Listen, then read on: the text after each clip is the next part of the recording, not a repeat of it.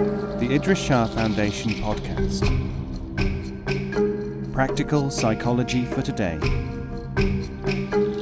Featuring the works of Idries Shah, voiced by David Ault.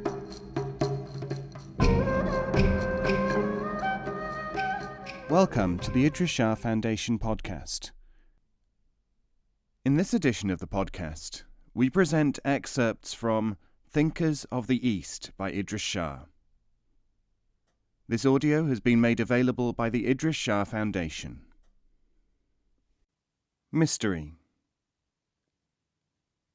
Talib said, "People who know nothing, or know very little, and should be studying instead of teaching, are fond of creating an air of mystery. They may foster rumours about themselves and pretend that they do things for some secret reason. They always strive to increase the sense of mystery. But this is mystery for itself, not as the outer manifestation of inner knowledge. The people who really know the inner secrets generally look and behave like ordinary people. So the ones who increase the air of mystery may be like the spider's web. They only catch flies. Are you, like the fly, a spider's dinner?"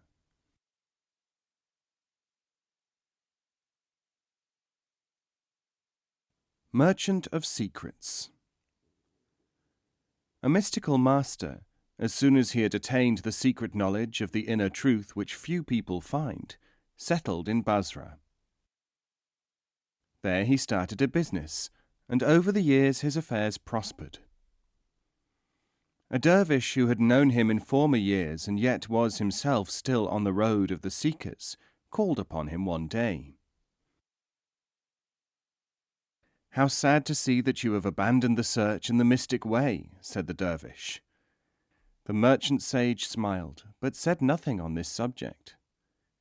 The dervish passed on his way, and often afterwards spoke in his lectures of the one-time Sufi who had settled for the lower aim of commerce, being, it seemed, lacking in the necessary resolution to complete the journey.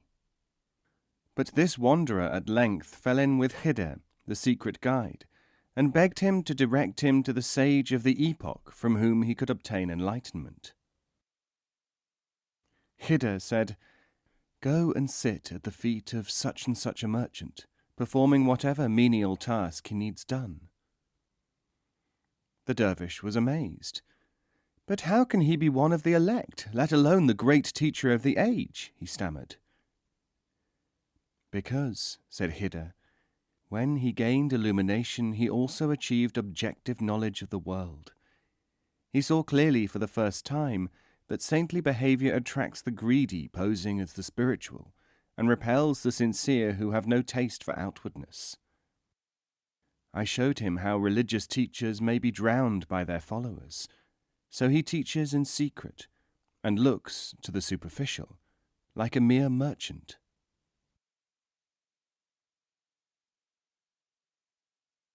Distant projection. It is related that a merchant once made a journey of 6 months' duration from Africa to study with Jalaluddin Rumi.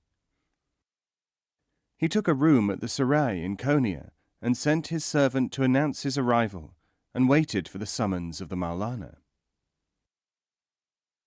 Before the servant had arrived at Rumi's house, however, a dervish who was serving in Sarai's kitchen said to the merchant, "Why are you here?" "I am here," said the merchant, "to glimpse the blessed countenance of our master Jalaluddin of Balkh." "And how much has it cost you to come this long distance, friend?" "Over 1,000 gold pieces." "How remarkable," said the dervish, "for yesterday night at the Maulana's meeting I heard him say something which could apply to you." The merchant was excited and asked, "Oh, please tell me at once, omitting no detail." "What he said," the dervish told him, "was this: if I only had 1,000 gold pieces, such as some people throw away for the vanity of a journey, to give to the deserving, I would be able to spare the effort to send mystical projection to a certain merchant of Africa who needs it. But I am wholly occupied in the affairs of the welfare of the needy. Even if that merchant were to come here, he would be unable to receive the baraka, sanctity. But if he did, he would no doubt be satisfied with the self-esteem, the pride at the journey and the sacrifices, and he would think that that was spiritual progress.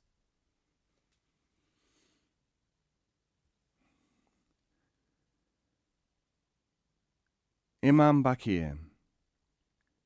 Imam Muhammad Bakir is said to have related this illustrative fable. Finding I could speak the language of ants, I approached one and inquired, "What is God like? Does he resemble the ant?" He answered, "God? No, indeed. We have only a single sting, but God, he has two."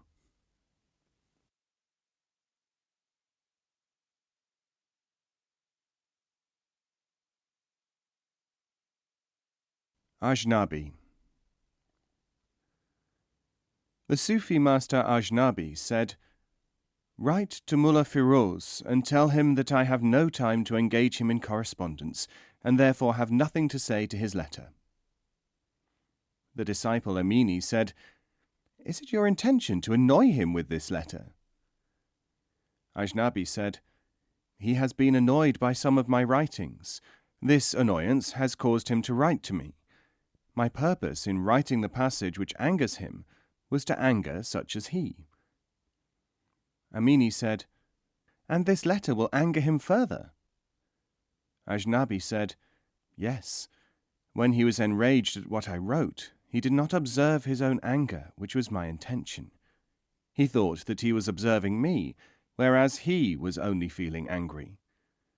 Now I write again to arouse anger, so that he will see that he is angry. The objective is for the man to realize that my work is a mirror in which he sees himself." Amini said, "The people of the ordinary world always regard those who cause anger as ill-intentioned." Ajnabi said, "The child may regard the adult who tries to remove a thorn from his hand as ill-intentioned. Is that a justification for trying to prevent the child from growing up?" Amini said, "And if the child harbours a grudge against the adult who removes the thorn?" Ajnabi said, "The child does not really harbour that grudge, because something in him knows the truth." Amini asked him, "But what happens if he never gets to know himself, and yet continues to imagine that others are motivated by personal feelings?" Ajnabi said, "If he never gets to know himself, it makes no difference as to what he thinks of other people, because he can never have any appreciation of what other people are really like." Amini asked, "Is it not possible, instead of arousing anger a second time, to explain that the original writing was composed for this purpose, and to invite the mullah to review his previous feelings?" Ajnabi said, "It is possible to do this, but it will have no effect. Rather, it will have an adverse effect. If you tell the man your reason, he will imagine that you are excusing yourself, and this will arouse in him sentiments which are harmful only to him. Thus, by explaining, you are actually acting to his detriment." Amini said, "Are there no exceptions to this rule, that man must learn through realizing his own state, and that his state cannot be explained to him?" Ajnabi said, "There are exceptions. But if there were enough exceptions to make any difference to the world, we would not by now have any Mullah Firozes left."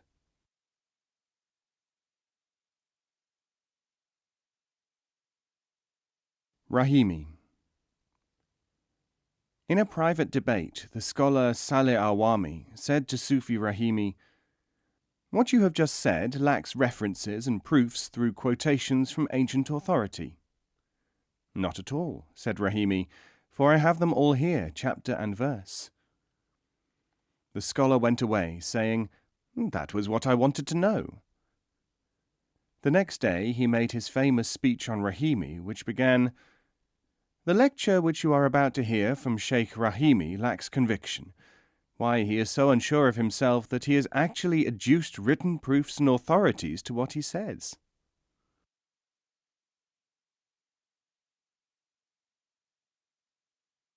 Reading. Nawab Janfishan Khan was asked, why did his teacher not allow Rumi to study his father's own works? Surely nothing but good can come of the study of something good. Janfishan said, there were two reasons. First, that for every person there is an interpretation. If he is likely to make his own interpretation, he may follow the wrong track. As an example, if you have a child read a law book, he will misinterpret the parts of the law which deal with matters which he has not yet reached in his experience. Secondly, books of higher learning are written in order to correspond with the needs of the time, place, and people by whom they have to be read. If, for instance, you read Chinese books on dyeing, you may become a Chinese dyer, though there may be no demand for the style of dyeing done in China. Similarly, if the people of a certain place have reached a stage beyond that which is, in part, represented by earlier books, to make them concentrate upon these parts will hold them back. You should be thoroughly familiar with the recommended works. The meaning of them, however, requires a guide.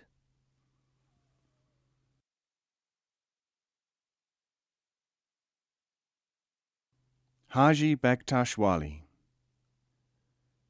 Asked the question, why do all the paths differ? Bektash said, shoot an arrow at a target. To do this, you must have an arrow and a target and a man to shoot.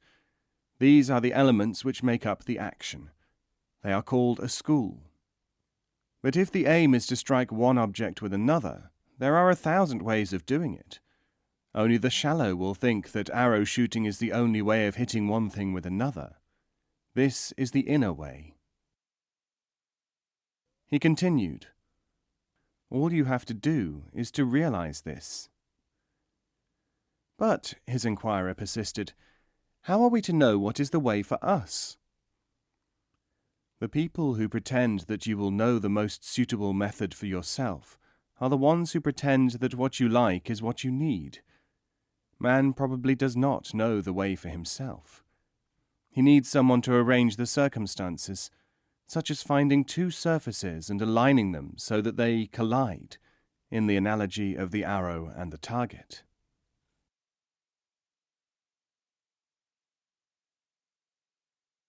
The Book of Nonsense. Sheikh Abu Ali of Yemen spoke one day of nonsensical books being attractive because they were nonsense. There are many such books, he said. A student wondered whether it were possible to have a demonstration of such an effect. Reading his thoughts, although not a word had been spoken, the sheikh wrote a mysterious book of symbols which he showed to this youth and then sent to China. 3 years later, Indians began to appear with the ancient Chinese Book of Truth, claiming that it had worked miracles and would answer their questions. Abu Ali would never discuss this marvelous book with them. One day, one of his disciples wondered what the effect of the book would be, other than as a demonstration of Abu Ali's immediate circle. Again, the sheikh answered the unuttered thought. The ancient Chinese Book of Truth, he said, in reality gives all who are confronted with it a chance to exercise an inner discrimination. They are given an opportunity, through confrontation, to assess inwardly whether or not this thing is a toy. Its great value for real seekers is that they can see that the people who are interested in this book are people whom we can avoid, for they would waste our time and misinterpret our work.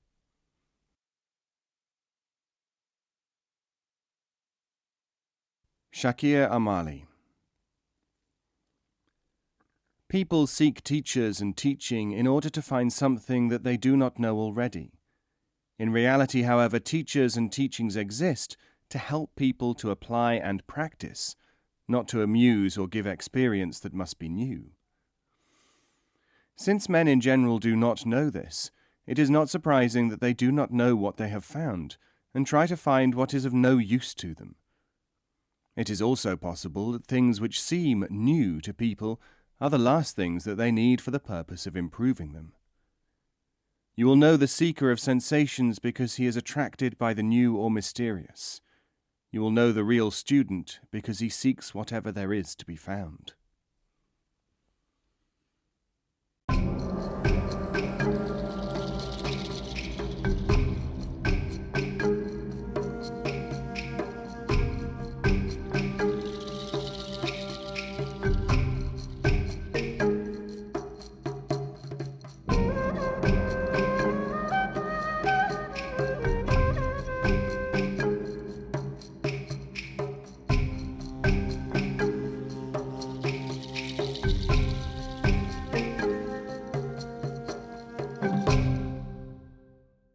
This podcast is copyright 2016, the Idries Shah Foundation.